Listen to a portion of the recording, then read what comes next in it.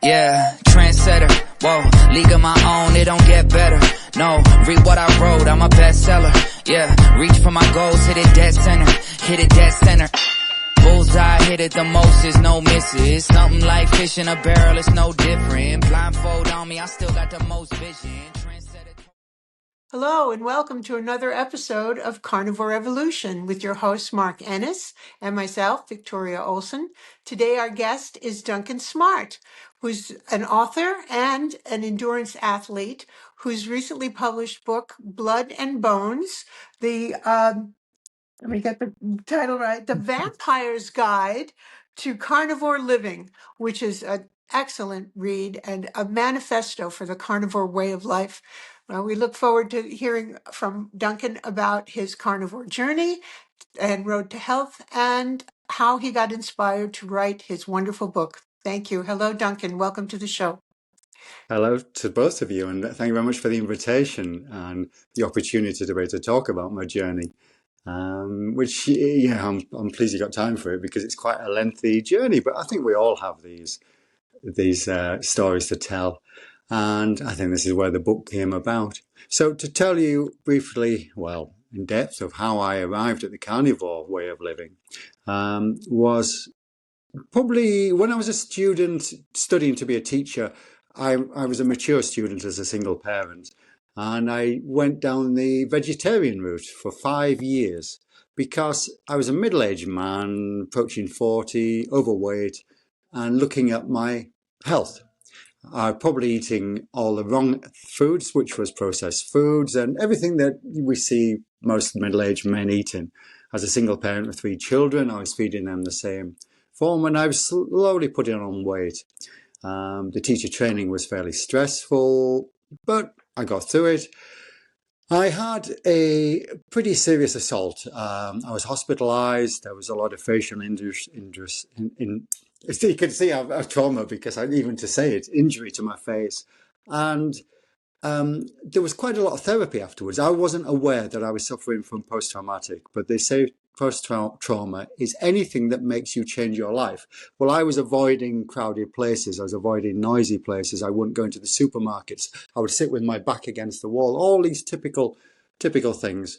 And the therapist said to me, one of the final things she said before she said I was all ready, and it was a very simple therapy, which was called immersion therapy. Give you a little bit of homework. Every week you go and try to do something that terrifies you. Immerse yourself into what you fear and then say, what's going to happen? So for me, it'd be going into the supermarket and saying, am I going to die? And then I report back after a week. After the 8-week program, I felt much better. And she said, have you thought about any exercise? And I was a little bit overweight, well, quite a lot overweight, approaching 18 stone in UK weight, and a big man. And I said, what type of exercise? She said, how about running? So I bought a pair of trainers. I said to my daughter, I'm going to start to run. Set off from the house, came back a few minutes later. She said, what's wrong, Dad? I said, it's hard work, is this running? I was out of breath. I was struggling with it. And left those trainers for another few months and decided I would do it properly and look at something like the Couch to 5K program and follow this routine of trying to teach myself to run and see how that went. Well, the running I quite enjoyed. It got a little bit better. I wasn't particularly fast. It didn't matter about speed. And then it made me sort of start to address my energy system and where to get the energy from to start to run a little bit further. And this is how my original journey of moving over to starting to eat meat came about, from research. And the book came about from research. And I think as a mathematician, as a scientist, I've always enjoyed research and researching as far as I can, considering myself as a scientist and science-based. So I read many beautiful books about the Maasai warriors, about running with the Kenyans, and all these, trying to find out where they've got these energy systems from. Knowing that somewhere out there, we can't just be taking energy gels and glucose and sugar all the time. And I know many friends who would take an energy gel every 20 minutes for the marathon and training their bodies to absorb more carbohydrates. and the digestive problems they would have. And you've seen the videos for the marathons where, they're quite embarrassing for them. And I thought, well, that's not right to have such digestive problems. And started to think, well, actually, if I start transitioning over to a fat system, to look at fat burning as my way in to fueling my endurance running, which at that point, I wasn't ever running for more than 50 minutes to an hour. And it was very, very steady running. So I started the journey of going down the keto way, trying to keep my carbohydrates down to no more than 50 grams, which at the time started to work for me. I felt certainly healthier. The 50 grams of carbs can be tricky when you're first moving over to try to reduce to 50 grams, because you can soon get to 50 grams of carbs, especially if you're into athletics and you've come back from a run, you want a banana or something like this that everybody tries to give you. You finish a race, they give you all these energy bars. So you're soon getting up to 50 carbs. And then about 2 years in, from more research, I started to find out about the carnivore way of living, which there wasn't much about several years ago. There was very few people, I certainly didn't know of any groups about. So because of the way I tend to live my life, I thought, why not do an experiment? Don't tell anybody, just go over to being a carnivore, just 100% live in that way. And I taught myself trying to get the fat system right, the electrolytes right. You go through quite a learning curve. But because I'd had that 2 years of transition, already reducing my carbohydrates, I think that helped a little bit. I got to a point where I thought, right, let's see if this will work. And I set off running, and I ran 28 miles with no water on a 24-hour fast. Yes. Wow. In 4 hours. In 4 hours. Now, when I looked at my watch and I came running back in, I was starting to speed up. I always thought I had a tendency to. It's almost like the horse that sees the stable door and is running back and speeds things up. And I thought my heart rate was still low. Everything was great. And a big smile on my face. And now, please, to any of your listeners, please do never try to repeat this, because although my experiment worked, I wasn't doing myself much good there, because fasted and no water for 4 hours in the heat of the summer is really foolish. My heart rate was fabulous, but that's because my blood volume was so low. And I could tell instantly when I got home, because my urine was so dark, so it wasn't very good. It wasn't a good system, a good test, but it just showed that I could only have been burning fat fuel for fuel there. There was nothing else that would have been fueling me. And if I needed, I could have gone on. I could have certainly gone further. So then I started to enter marathons, running them fasted, running them as a fat burner. And the evening meal the night before would be ribs and pork belly, because I found the fat, and with pork it works quite well for me. And they were fuel fine on it. I would take water and make sure I'd have anything over 2 hours. I found anything less than 2 hours I didn't need it, but always salt water. So I'd always have salt, good quality salt in that water. Next step was into triathlons and endurance, and started to train for Ironman events, because in my mind, that's the ultimate endurance eventing is Ironman. I'm not a particularly good swimmer, good cyclist, good runner. During the lockdown, I was swimming. I was getting to 3 miles on my swim, and the lifeguard said to me, "Duncan," he tapped me on the head as I came up for air, and he says, "You've got to get out of the pool." I said, "Why do I have to get out of the pool?" He says, "Boris has been on." I said, "Boris who?" He says, "Boris Johnson, the Prime Minister." I said, "Right, why would Boris ring you to tell me to get out of the pool?" He says, "No, he's closed all the pools. Everywhere's closed. You've got to get out." And I said, "Well, what about my race?" He says, "I don't think your race will be on." And that changed my views of doing any Ironman events, because there was just no swimming. But I concentrated, as it opened up again in the UK, there were events called duathlons, which you'd open with a run first, then a bike, then a run. I I could do that. I never needed to fuel, never needed to stop. I didn't even take water on the bike for that journey. Next thing, an email comes through saying, well done, congratulations, you qualified for the Great Britain team. You're going over to the World Championships in Pontevedra. Wow. And every year I've qualified for the Europeans and the World Championships from fueling this way. Now, Wow. I mean, once I start talking, I'll tell. So you can interject and come in and ask me any questions No, at any I point. was just gonna add, Duncan. It just debunks the myth of the carbohydrates, because this is what we're told constantly, especially from endurance athletes. I hear this all the time on social media, that you need carbohydrates, you need to refill your glycogen levels, and it's like people just don't understand that we rely on two energy levels: And carbohydrates and fats. The only difference is fats is more sustainable. And when you hear people like yourself, I mean, this is all the evidence that you need. People will just go on and on and on and on about carbohydrates. But the thing is, like, if you're running out of carbohydrates and you have to restore and you have to refill every 2 hours, well, then obviously there's a problem there. yes, And then what I see at the moment is, in my current gym, everybody keeps on telling me that carbohydrates are your main source of energy, but I see them walking into the gym with all these energy drinks yes. all the time. And then when the workout's over, it's like, oh, I have to have a banana. I have to have some sort of carbohydrates. And I'm like, well, you just told me that carbohydrates are your main source of energy. I'm like you. I wake up at 3 a.m. every morning, and I won't have my first meal until around 12 o'clock. And during that time, I'm active. I'm going to the gym. I'm walking the dog. I'm doing errands. I'm doing work. So I'm constantly busy.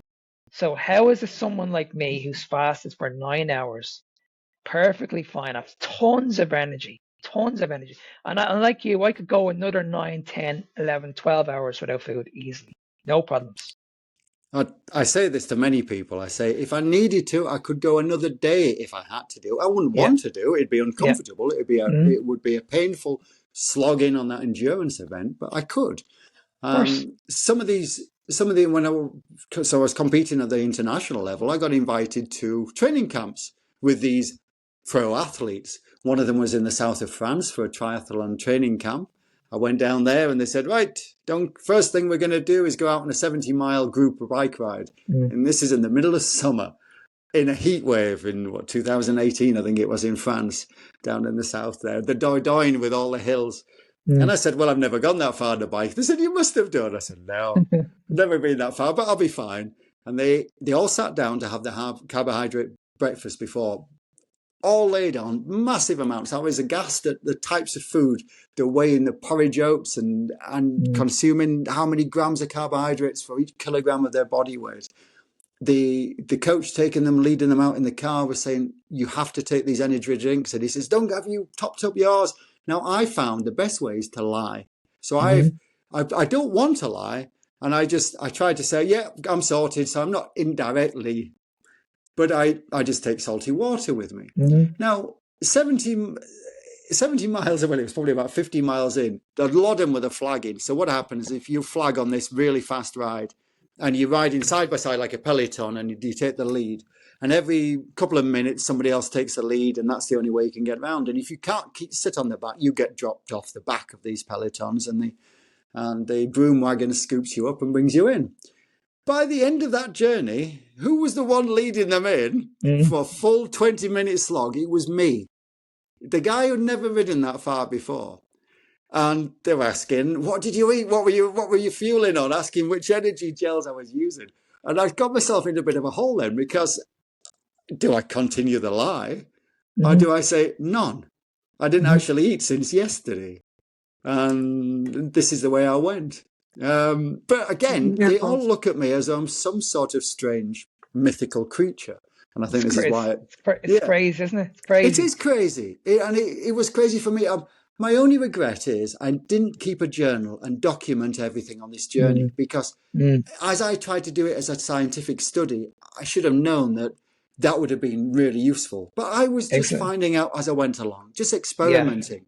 You know, I Mm, got it wrong a few times because I started to read a piece and I can't think who wrote it. It might have been, you might have heard of this, Mark, but somebody said that fat burns on a carbohydrate flame. Have you heard of that mm, expression before? mm. So you may No. need some carbohydrates to well, you and I know that our bodies can produce a little bit of glucose. The liver will Hmm. ensure that it produces that little bit for your brain and for the function. So maybe that is the carbohydrate flame that they're looking at.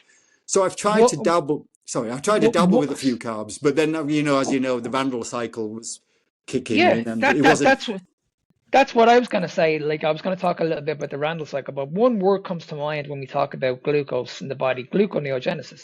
Your Yes, body can produce gluconeogenesis through an animal-based diet. We know this. We can eat enough protein that will convert into sugar. Your body will convert to energy, no problems.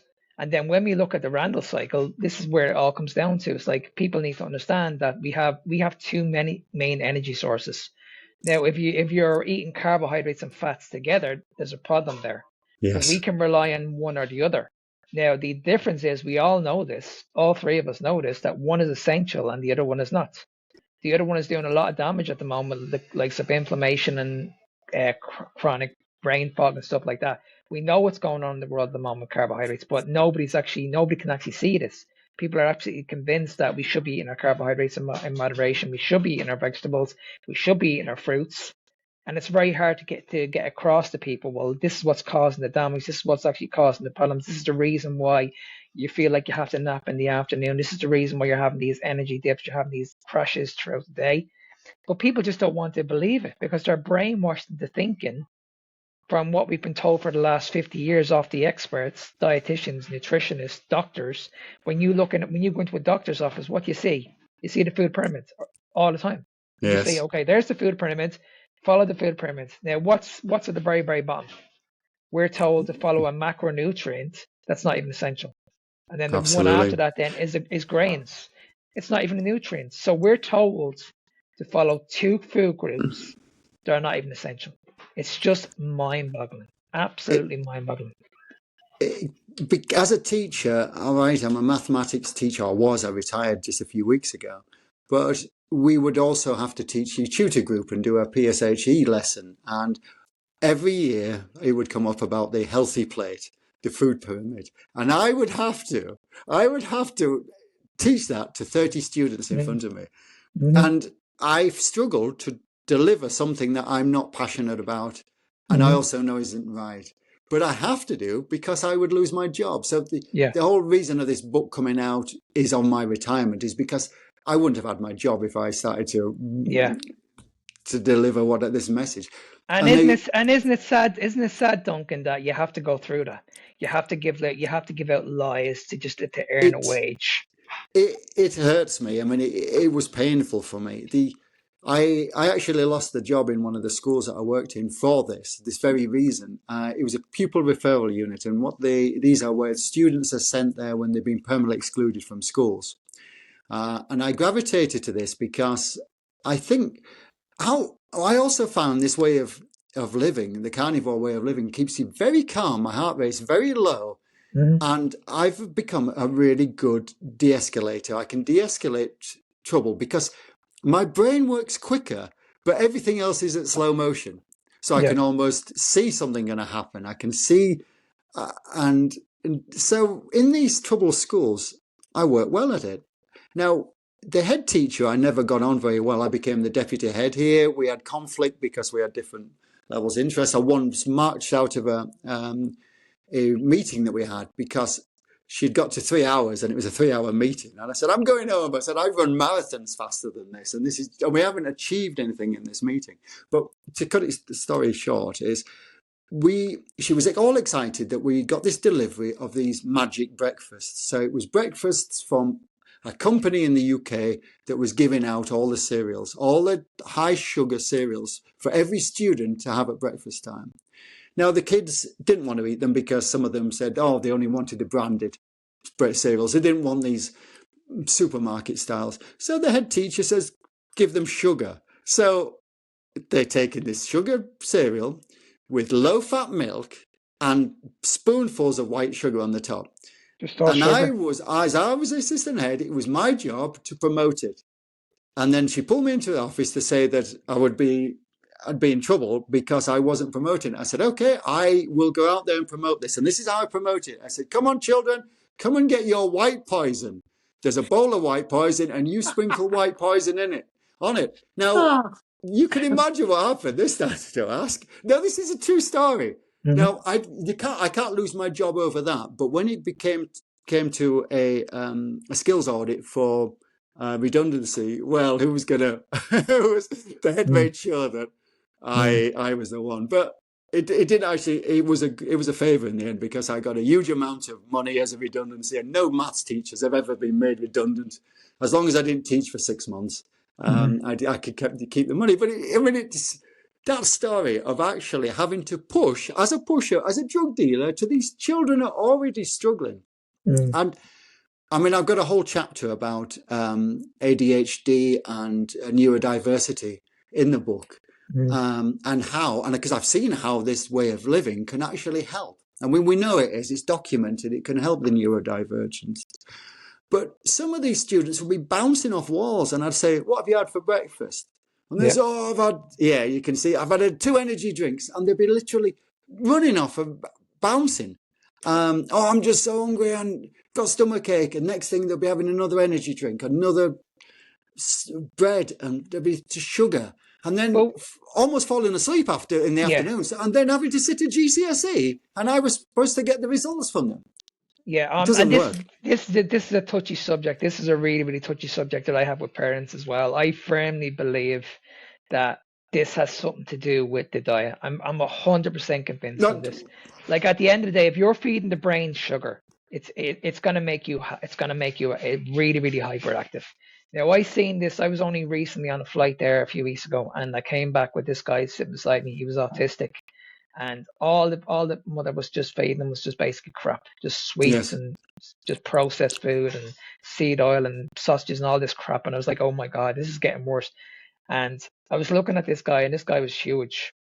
And I was like, oh my God, like, this is just unbelievable. And I've actually seen autistic childs when they're literally they're non-stop, they're non-verbal. It's non-screaming. It's just constant screaming all the time.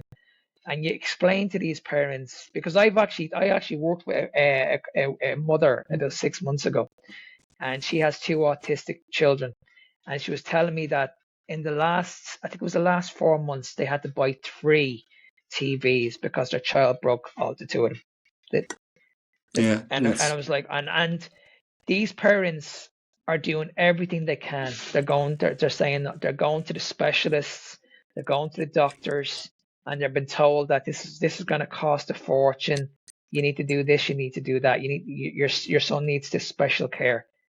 And I reached out to this mother and I said, listen, can you just let me know what the child is eating? I'm not joking with you, Duncan. You want to see the food? Oh my God.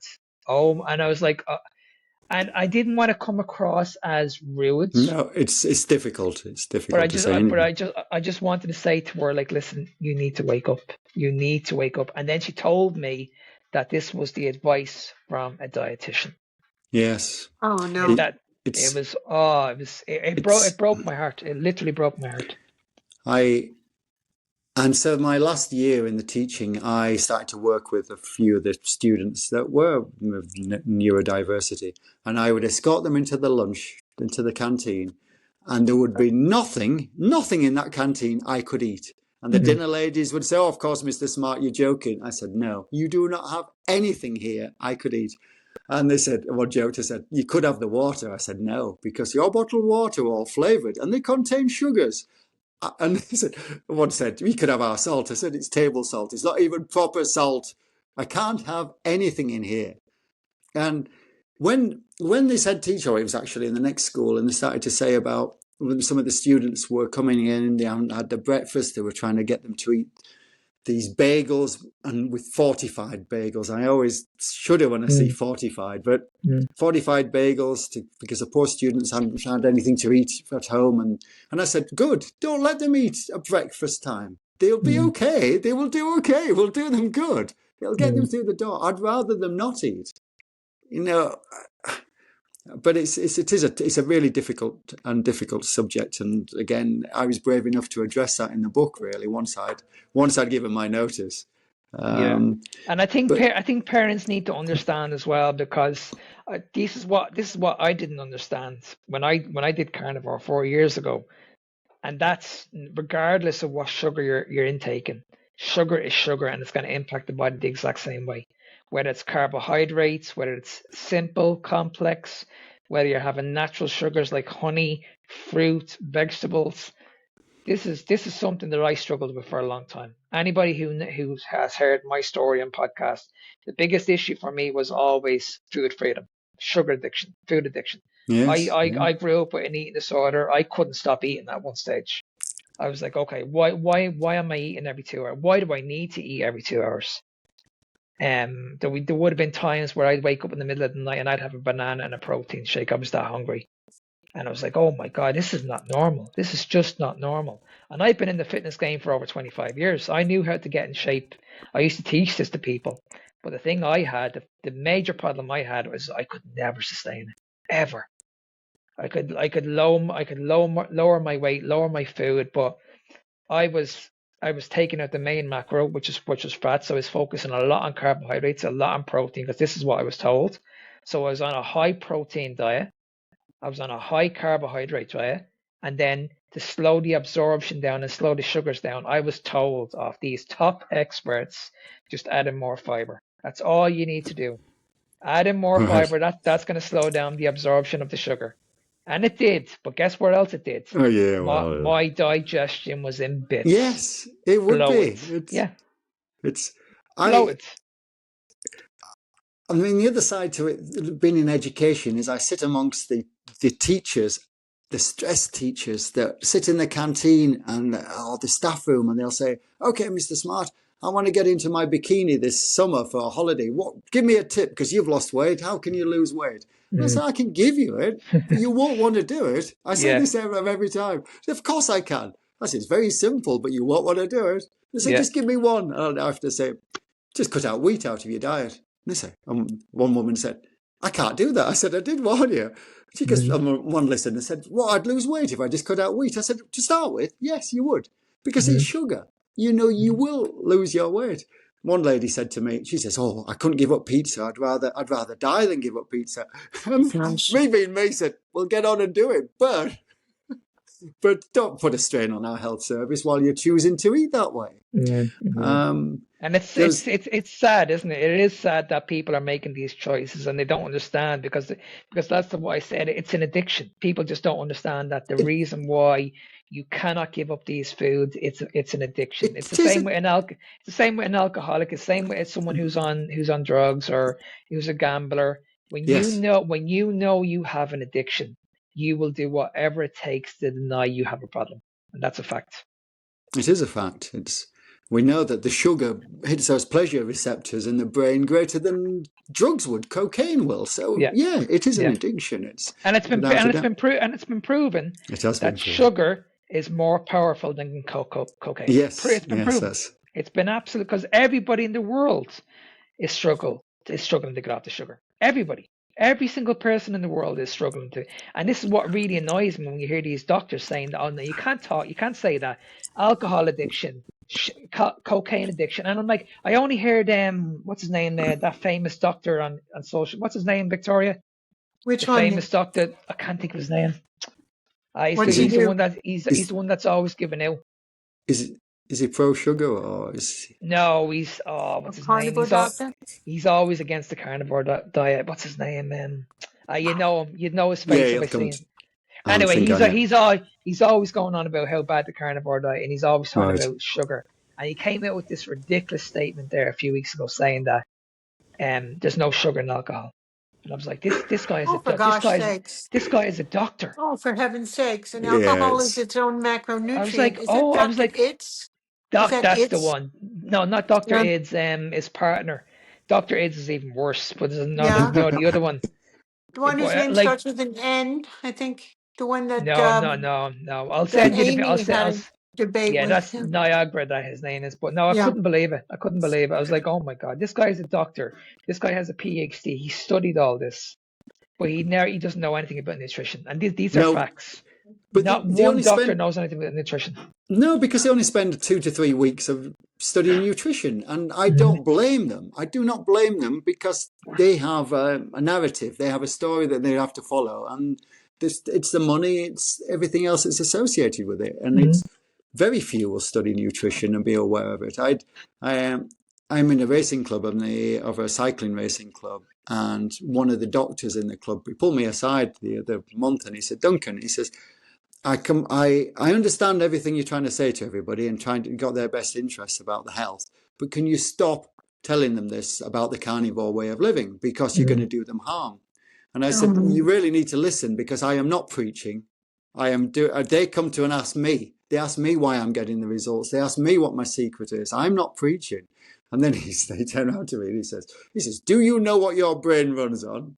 And my usual answer to when they come out, I said, I know what my brain operates on, and I probably know what yours will operate on, but it sounds like it's something very different. And he says, well, you need carbohydrates for your brain to operate. And I said, well, that'll be interesting, because I haven't had a single gram of carbohydrates for over a week. And I've just beaten you in a race, and I'm beating everybody else in that race.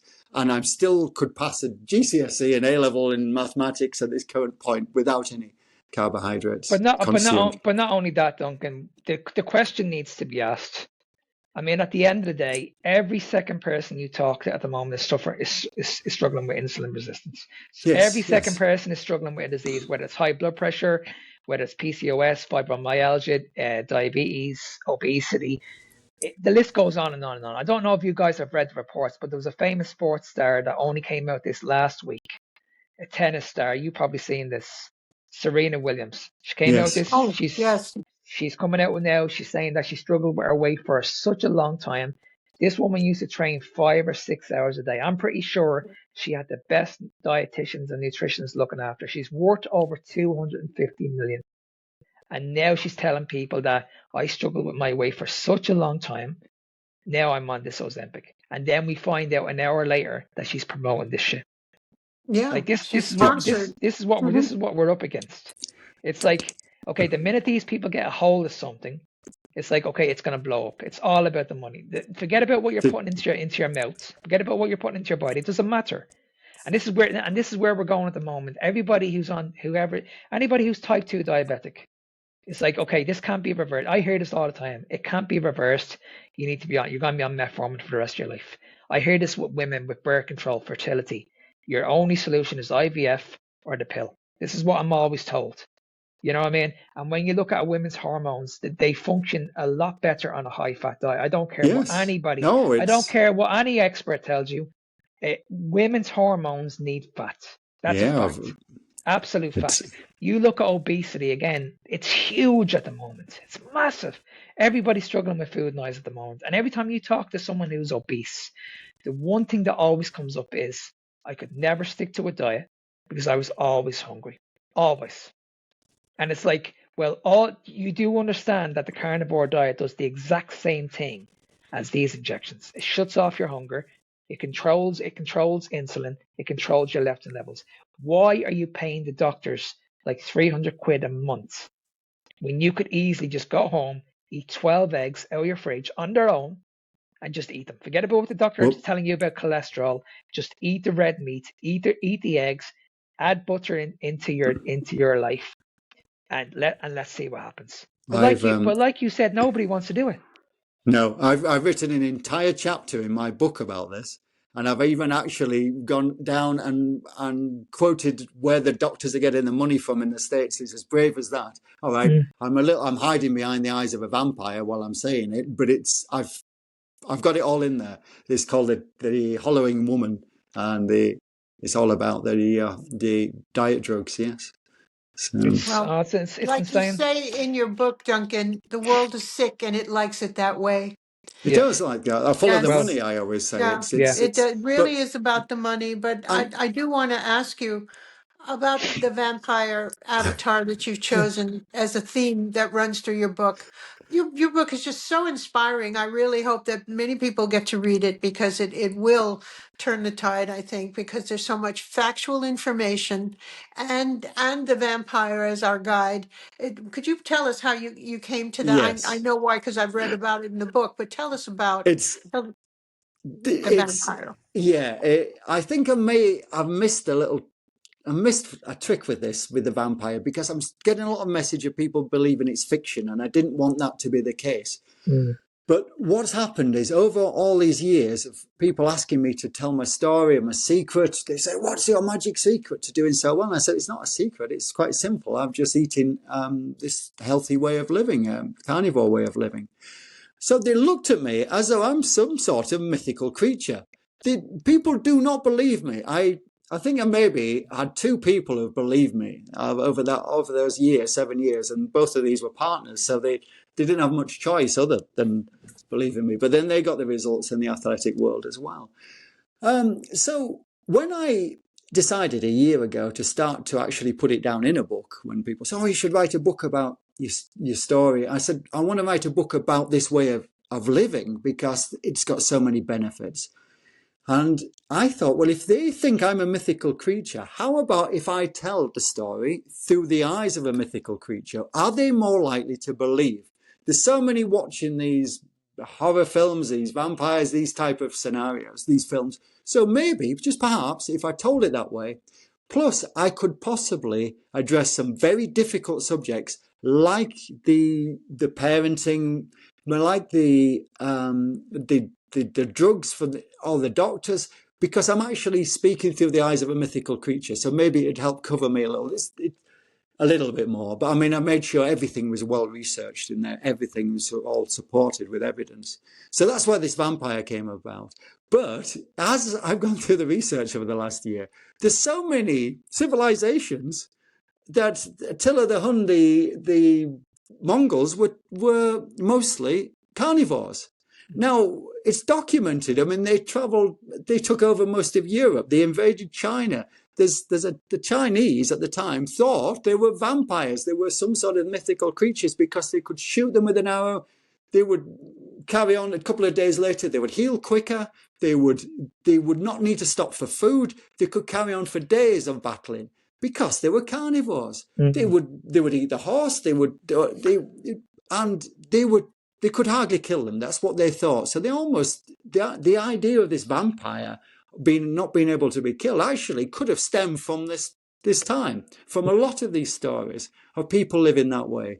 So I just wanted to flip it a little bit, have a little bit of a story going on in the background. Perhaps it was the vegetarians, the wheat eaters that actually were the ones to fear and not the carnivores, so they've come up with this idea. Abel and Cain, one was the farmer, one was the hunter, the gatherer, one killed the other one. There's a lot of documents about that and documented over the time. So, and that's why there's quite a lot about the civilizations that if they could actually hold everybody captive. If they feed them wheat, if they feed them grain, they can contain that. If you go out there hunting and gathering, you almost become free-minded and free to do and not following the system. So perhaps, so that's where the idea of this vampire came from. Very, very clever. It's so beautifully done. But if I'm missing my message, it's not getting there because some people are dismissing it. And the problem is I wanted it, and you will know this because you've read it. And I was a little embarrassed when it arrived and I shouldn't be ashamed, but I wanted a manifesto. I gave it to the typesetters. I said, I want it almost like a Bible, to be parables, to be written that way so it's easy to read. But when it arrived, I thought, the physical size of the book is huge. Mm. And one poor guy, he sent me a message. He said, I've got it to take it on holiday, but it only just fits in my suitcase. And if they're even thinking it's slightly fictional and there's not so much science in there, then I have missed something. So what I'm actually in the middle of doing, and it's going to be released next month, is repackaging the entire book, but without all the space in between, just being factual. It's the same content, under a slightly different title, just calling it Carnivore, the Manual, and taking out the vampirism and just it'll be still there, but it's not as much, okay? So it certainly won't be on the title. So we can do this. It's not a problem. It's legally okay to do under a new ISBN. And then it will hit the other groups, like the diet sections in Amazon, or so at least Yeah. that message can be out there a little bit better. If it's a carnivore manual, but Mhm. it's still got. I got a lovely message this morning from a guy who said he messaged me. He said, "I read your book 5 times." He says, "Every time I read it, I get something else out of it." I said, "Yes, Yes. because I have put so much in between the Mhm. lines. There's more in between the lines than in the lines, because it tells almost my story. I am the vampire really throughout it. Towards the end, it's everything that I've come across. Every chapter is something I've experienced. Mhm. That's So, amazing. Honestly, it's Yes. amazing. It's but a it's wonderful book. I love the drama. I was following you before it came out, and I pre-ordered it because I was so excited to see it, and it met every expectation and more. I left you a review on Amazon, and I oh, was it said, your review? if Yes. yes, if the book were a song, it'd be the Carnivore Anthem. It's Gosh, just thank you. wonderful. I Yeah. realised that was you. Yes, now Yeah. thank you. Now there's been some lovely reviews, and it's I think when you put yourself out there and put so much of yourself into something, it it's a little worry how it's going to be taken. But I thought, no, it's the message I want to put out there is there. It's everything. Yeah, so Well, it's what certainly what I wanted. well what we need to do now, Duncan, is we need to push it. We need to Yes, push it going forward. So it's honestly, it's been a pleasure meeting you. So I know that I'll in the next couple of days I'll have you on even more podcasts. I don't know how many podcasts you've done so far, but Yes. this I'm pretty sure in the next 2 weeks I can get you on at least another 5 or 6. yeah, well, and I'm happy to Yes. talk because there's a lot of other things I need to tell you about, and in my sporting world, or other the things I've come across with people and help them with Mm. problems with eczema and other, just by looking at them and saying this is what you need to cut out of your diet. Well, to be So honest with you, Duncan, I would love to have that conversation because I have to go now shortly. But if you can I do it, realise that. if you can do a part 2 or a part 3 with me on this, I would be honestly, I'd be more than delighted to get back on. I'll get back on and doing this with you because I don't really want to leave. I'm actually enjoying this conversation, but I really have to go. But if you can agree to do a part 2 with myself and Victoria in the next couple of days, honestly, it would be a pleasure, I would absolute love pleasure. to. I love Yes. to. Just that's what I've liked about you, Marcus. When I saw how passionate you are about this, because I have the same passion, and Mm. it almost bubbles up inside you that you want to get it out to people. Yeah. So now I'm more than happy, and as now I've retired, I'm not You going back to school next week. So I Well, don't. Victoria, will you sort it, and I'll definitely get on if you guys are set. If it's okay with you, Victoria, let's set up a round 2 because as I said, I can't stay any longer. I have to go now shortly. But Yes. yeah, Absolutely. it's been an absolute pleasure, Duncan. I've really enjoyed. I will be invested in your book, and I will be talking to other people about getting you on other podcasts, bigger platforms. Um, so yeah, Well, exciting thank things you. going forward. Well, send me any messages at all, Mark, so I'll soon respond to you. I'll get your email off Victoria, and I'll be in contact with you in the next couple of days. Thank you. Nice Okay to meet then. you. All right. I'll Thank speak to you, you soon, Mark. guys. Right? Speak soon. Bye. Bye. Bye. Bye. Are we Yes, staying on for a Duncan. little? Are we okay? Oh, yes, but Oh, I okay. have to say, your book is so comprehensive. It needs a part 2 here to get more of the information that you've got there. And every chapter hit another chord. And like I said, I went through your bibliography. I actually read through it. Some of those books and studies I have read, but it's just wonderful to see. It's your book is a manual. It is a It's guide, and it's really terrific. Thank you it's for being on the show.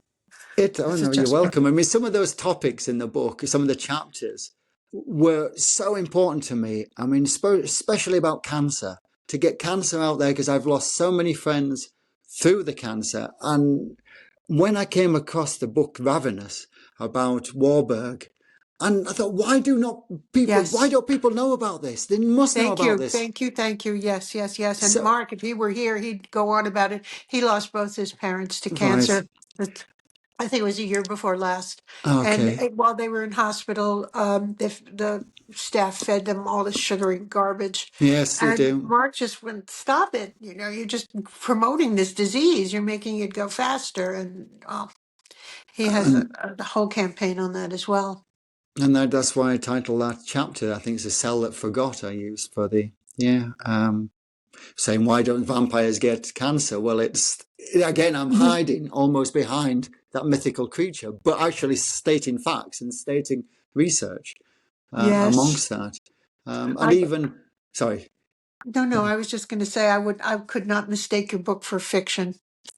Oh, good. But it's Uh, maybe the title, maybe, I don't know, because of the vampire. And somebody said, maybe, do you think you're a vampire? I said, I certainly don't think I'm a vampire. So actually, you'll notice on social media, I've changed a lot of my pictures to now my own headshot instead of trying to look like that fierce vampire that I thought. in the Uh, daylight. in the daylight, yeah, perhaps, yeah. So, Well, yeah, but I can see why you'd want to make a change that might make it more practical to some people, but I certainly love it the way it is. And I know it'll go on as a classic in carnivore community literature. It's wonderful. so And to the rest of the world. when you look back at it and you look at some of those chapters, now you've had this conversation with me, you'll see where I am in each of those chapters. So it's when Hmm. it's talking about the child in the school canteen and needed to break free and break down the barriers. That's me when That's I've you. observed that in the Yes. canteen.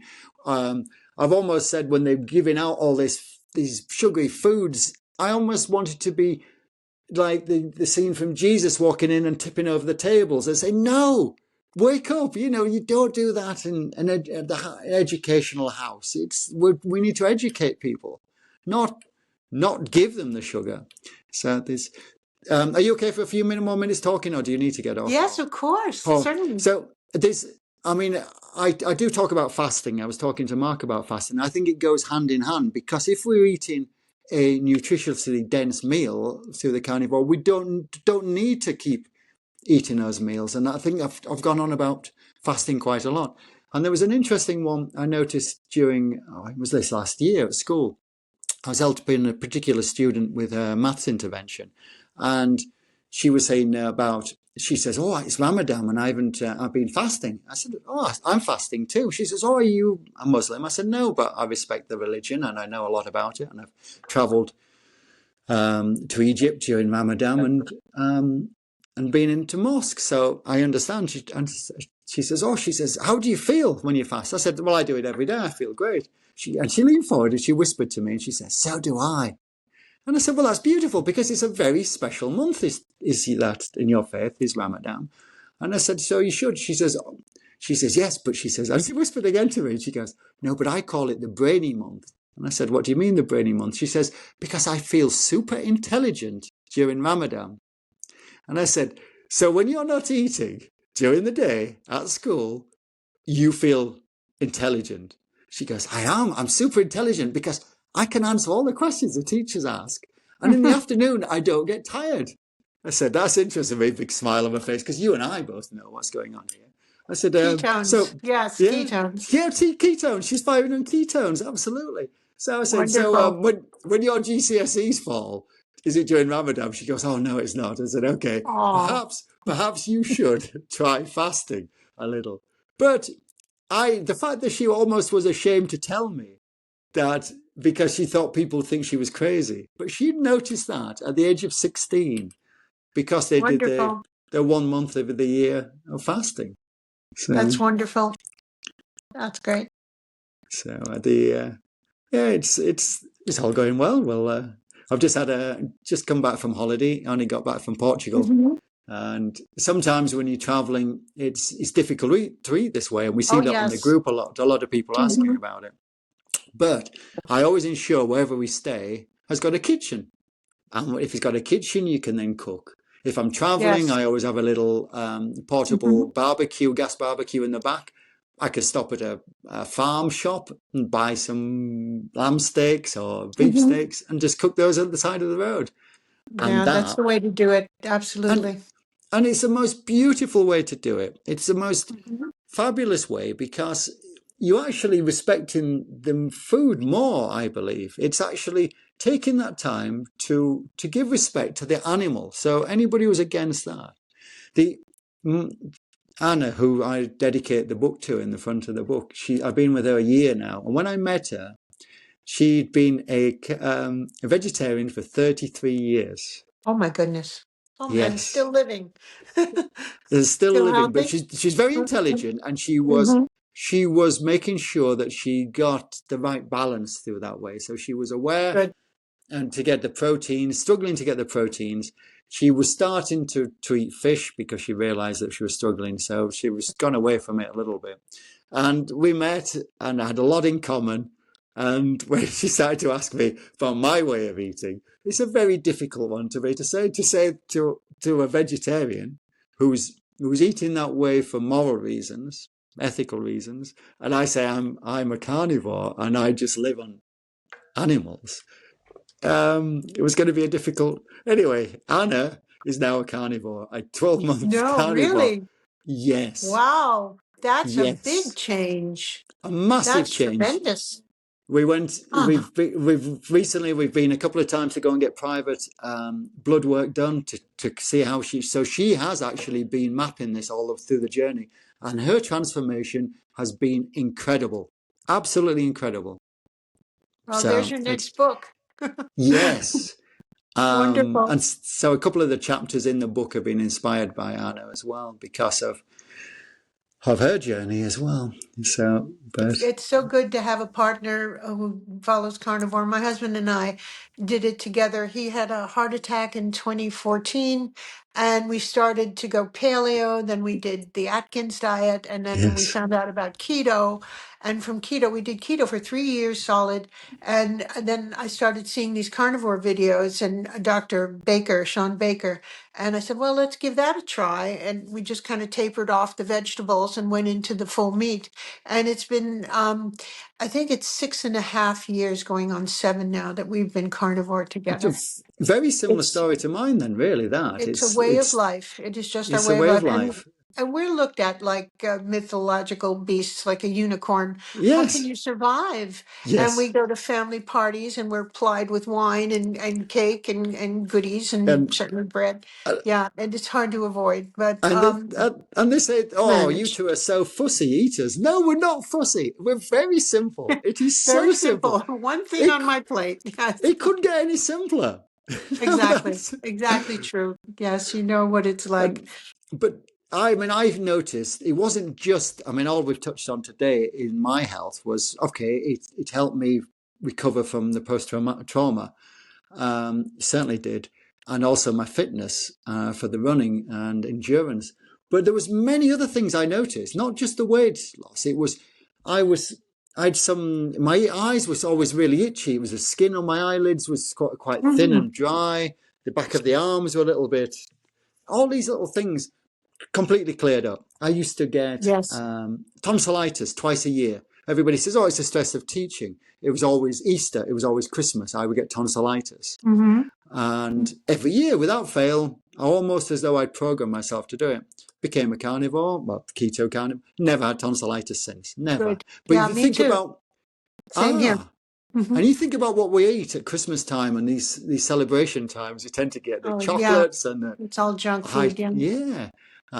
And there's many other things I noticed. Joint pain, no discomfort in Yes. joints. Hmm. Skin, so, I mean, you'll see from the suntan that I've got at the moment from being Hmm. away in Portugal, no sun creams. And Yeah, it's, me neither. And I live in Arizona in the desert in Phoenix, Arizona. of Yeah. course, yes, of course. Yes. And I've got less grey hairs. I had more grey hairs 10 years ago than I have now.